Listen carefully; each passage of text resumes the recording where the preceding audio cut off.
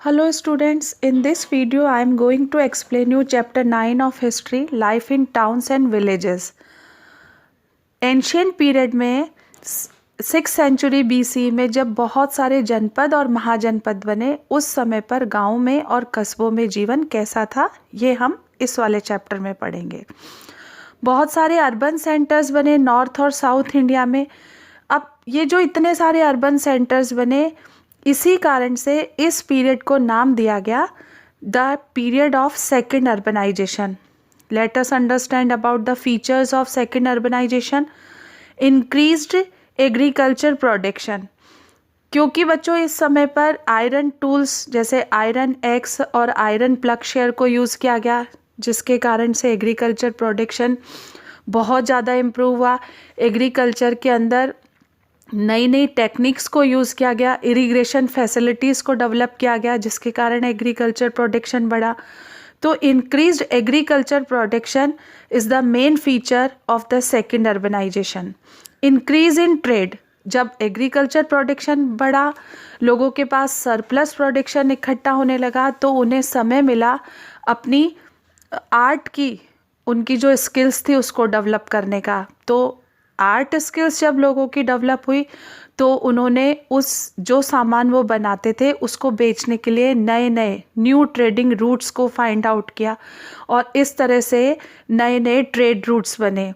कुछ हमें एविडेंसेस मिलते हैं कि साउथ इंडिया के ट्रेडिंग रिलेशंस थे रोमन एम्पायर्स के साथ में। इस पीरियड में बहुत सारे श्रेणीज़ या गिल्ड्स भी सामने आए। ये वो एसोसिएशंस होती थी जो कि लोगों को आर्ट एंड क्राफ्ट मटेरियल के लिए ट्रेनिंग प्रोवाइड करवाती थी, रॉ मटेरियल प्रोवाइड करवाती थी, साथ ही साथ फिनिश्ड प्रोडक्ट्स को एक जगह से दूसरी जगह पर बेचने का भी काम किया करते थे। ये बैंक्स भी बनते थे अपने ट्रेनीज़ के लिए। टाइप्स ऑफ अर्बन सेंटर्स, शहर किस किस तरह के होते थे। पॉलिटिकल और एडमिनिस्ट्रेटिव टाउन्स। पॉलिटिकल या एडमिनिस्ट्रेटिव टाउन्स वो टाउन्स होते हैं जहाँ से कि एक किंग रूल करता है, और अब उसकी जो भी टेरिटरीज होती है उसका पूरा का पूरा एडमिनिस्ट्रेशन उसके अंडर कंट्रोल में होता है। इस तरह के एग्जाम्पल्स हैं जैसे कि Hastinapur, Rajagriha, Kaushambi, Champa. Some of these towns were political और एडमिनिस्ट्रेटिव टाउन्स। मार्केट टाउन्स वो टाउन्स होते हैं जहाँ पर की व्यापारिक गतिविधियाँ होती हैं। मटेरियल को बाज़ारों के अंदर रखा जाता है और उन्हें बेचा जाता है, जैसे कि इस तरह का मार्केट टाउन का एग्जाम्पल था उज्जैन। रिलीजियस टाउन, धार्मिक केंद्र जैसे बनारस, काशी, ये कुछ उस समय के रिलीजियस टाउन्स थे, और ये आज भी रिलीजियस सेंटर्स हैं। कोस्टल टाउन्स, ये वो टाउन्स हुआ करते थे जो कि समुद्र के तटों पर होते थे, जहाँ पर जहाज रुकते थे, जहाज़ों पर सामान चढ़ाया और उतारा जाता था, और यहाँ से भी ट्रेडिंग एक्टिविटीज़ बहुत ज़्यादा इनकर्ड होती थी, बहुत ज़्यादा ट्रेडिंग एक्टिविटीज़ की जाती थी। सोपारा, अराइका में दूर, ताम्रलिप्ति, ये कुछ उस समय के कोस्टल टाउन्स थे। Urban centres with many functions. इसके अलावा बच्चों वहाँ उस समय पर कुछ इस तरह के टाउन्स थे जहाँ जो कि केवल एक ही काम के लिए प्रसिद्ध नहीं थे, पॉपुलर नहीं थे, जैसे तक्षशिला आज जो मॉडर्न पाकिस्तान है, इस्लामाबाद, वहाँ से 30 किलोमीटर की नॉर्थ वेस्ट साइड पर है। ये सर जॉन मार्शल ने इसको कई दशकों पहले खोजा था। तक्षशिला एक इम्पॉर्टेंट एडमिनिस्ट्रेटिव सेंटर थी under the Mauryas and Indo Greeks. इसके अलावा तक्षशिला एक बहुत बड़ी यूनिवर्सिटी थी। तक्षशिला में गंधारा आर्ट को बहुत ज़्यादा prosperity milli.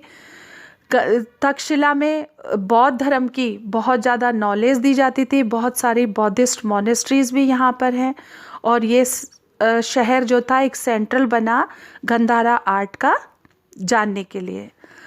Some sources about the cities, how can we come to know that there was a city? Here are some archaeological sources.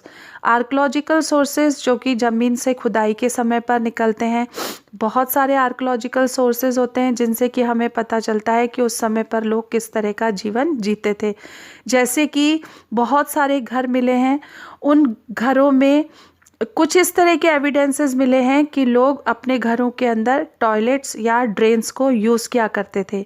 Carving on walls of monuments, जो स्मारक बने हुए हैं उन स्मारकों की दीवारों के ऊपर बहुत सुंदर सुंदर नक्काशी की हुई है, जिससे कि ये पता चलता है कि लोग किस तरह का जीवन जीते थे, क्योंकि इन पे उनकी एवरीडे की लाइफ को डिपिक्ट किया गया है. लिटरेचर, इस समय पर लिटरेचर बहुत ज़्यादा डेवलप हुआ था और लिटरेचर हमें उस समय की जानकारी देता है. जैसे Ashtadhyayi, the book of grammar written by Panini, ये संस्कृत ग्रामर की एक कमेंट्री बुक है जिसको कि पाणिनि ने लिखा. बौद्धिस्ट टेक्स्ट इस समय पर लिखे गए. द त्रिपिटिका, जिसमें कि बुद्ध और उनके टीचिंग्स को रिकॉर्ड किया गया है. इसके अलावा इसमें 3 पिटक, सूत पिटिका, जातक कथाएं, ये सब जो किताबें लिखी गई वो हमें उस समय के बारे में जानकारी देती है. लगभग 2300 साल पहले बहुत सारा तमिल के अंदर लिटरेचर साउथ में कंपोज्ड किया गया था, और ये लिटरेचर जहाँ पर कंपोज्ड किया गया, जिन असेंबलीज़ में कंपोज्ड किया गया, उसे संगम कहा जाता था. संगम लिटरेचर, संगम का मतलब होता है मिलना. जब बहुत सारे लर्न मैन एक जगह पर मिलते थे और किसी भी एक पर्टिकुलर टॉपिक के ऊपर बात करते थे और उन बातों को लिखा जाता था, that is known as Sangam literature. Coins बहुत इम्पॉर्टेंट सोर्स होते हैं इंफॉर्मेशन के, जो कि हमें जानकारी देते हैं उस समय राजा कौन था. कई कॉइन्स के ऊपर उन सील्स होती है, पंच मार्क्ड कॉइन्स होते हैं.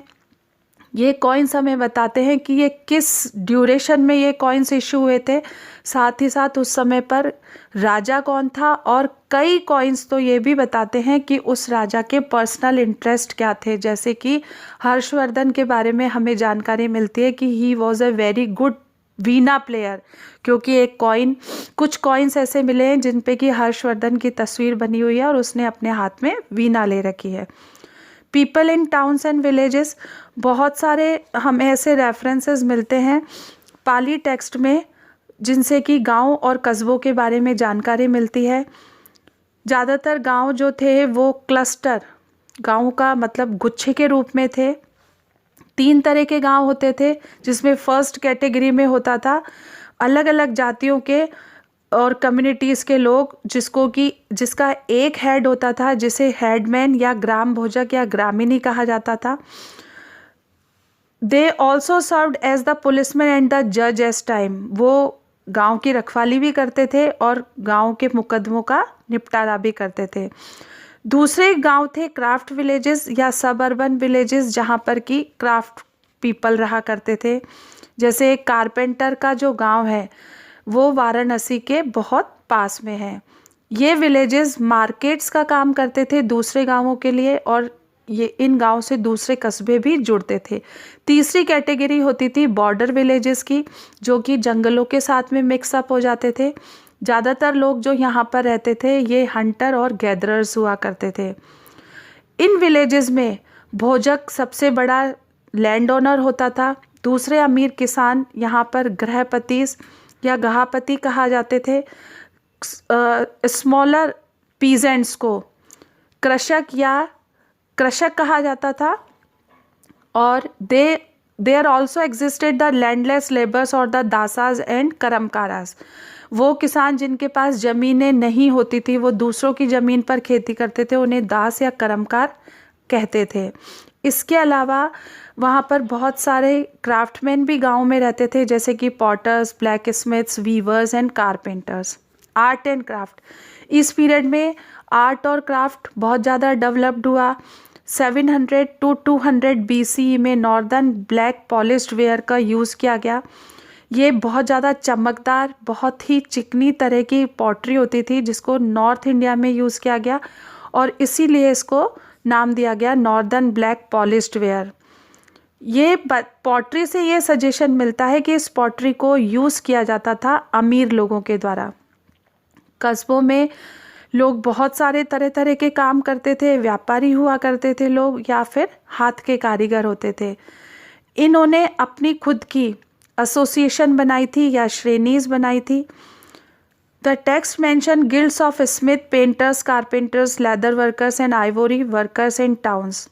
ये गिल्ड्स ट्रेनिंग सेंटर्स और बैंक्स का काम करते थे, रॉ मटेरियल प्रोवाइड करवाते थे, फिनिश्ड प्रोडक्ट्स को डिस्ट्रीब्यूट करते थे दूरी की जगहों पर। साथ ही साथ में हमें ये भी ध्यान रखना चाहिए कि ये जो टाउन्स होते थे ये एडमिनिस्ट्रेशन की सीट्स हुआ करते थे, और इस तरह से एडमिनिस्ट्रेटर भी पॉपुलेशन का ही एक हिस्सा होते थे। अराइका मेदू एक पोर्ट टाउन है पौंडीचेरी में, जहाँ से रोमन एम्पायर के साथ में व्यापार किया जाता था। We find evidences of such trade from an ancient Cholas coin containing backdate of 1 BCE. Some names on seals that were found here have been mentioned in the Sangam literature as well. Sangam literature में इस तरह के evidences मिले हैं जिसमें कि इसे बताया गया था। बहुत सारे इस तरह के भी एविडेंसेस मिले हैं कि यहाँ पर छोटे छोटे टैंक होते थे जिनमें कपड़ों को रंगा जाता था, और इसके अलावा समुद्री रास्तों से व्यापार किया जाता था कि अराइका मेदू के जो लोग थे वो कावेरी पट्टनम, मसूरी, इन रास्तों से व्यापार करते थे। वाइन और ऑलिव ऑयल इन्हें बाहर से मंगवाया जाता था, और जो सामान एक्सपोर्ट किया जाता था वो था textile, beads, semi precious stones, gems, glass and shell bangles. Rome के जो लोग थे वो रेड सी से इंडिया में आए थे, और उन्होंने यहाँ पर अपनी ट्रेडिंग पोस्ट बनाई थी। ग्लोबल कनेक्शन इस समय पर विश्व में क्या हो रहा था, रोम का जो शहर था 6th सेंचुरी में ही डेवलप हुआ, और इसी समय पर नॉर्थ और साउथ इंडिया में भी भारत में बहुत सारे ट्रेडिंग अर्बन सेंटर्स बने। ये टाइबर नदी के किनारे पर है। इटली में अगस्टस सीजर सबसे पहला रोमन एम्पायर का राजा था जो कि पूरे यूरोप में फैला हुआ था, वेस्ट एशिया और नॉर्थ अफ्रीका में था। सीजर जो था उसे रोमन एम्परर का सबसे पहला टाइटल मिला था, और आज भी इसे डिफरेंट फॉर्म्स में मॉडर्न टाइम्स में भी इसको जाना जाता है, जैसे कि रशियंस के लिए for their rulers Kjær and seizure, इस टर्म को यूज़ किया जाता है जो कि सीजर से ही आई है। अगस्टस ने रोम एम्पायर को बहुत सुंदर बनाया, और इसने बहुत सुंदर सुंदर मंदिर बनवाए रोम में, सड़कें बनवाई, थिएटर्स, लाइब्रेरीज, ब्रिजेस और बाथ हाउसेस और पैलेसेस बनवाए। उसने ये एक बार ऐसा कहा था कि I received Rome as city of bricks, कि मुझे रोम शहर का जब मैं राजा बना था तो ये ईंटों का शहर था, और जब मैं इस शहर को छोड़ रहा हूँ तो ये शहर मार्बल का बना हुआ है। रोमन वर्ल्ड में पहले लोग थे जिन्होंने कि वाटर कैनल्स को बनवाया था पूरे के पूरे वर्ल्ड के अंदर। Thank you, have a nice day.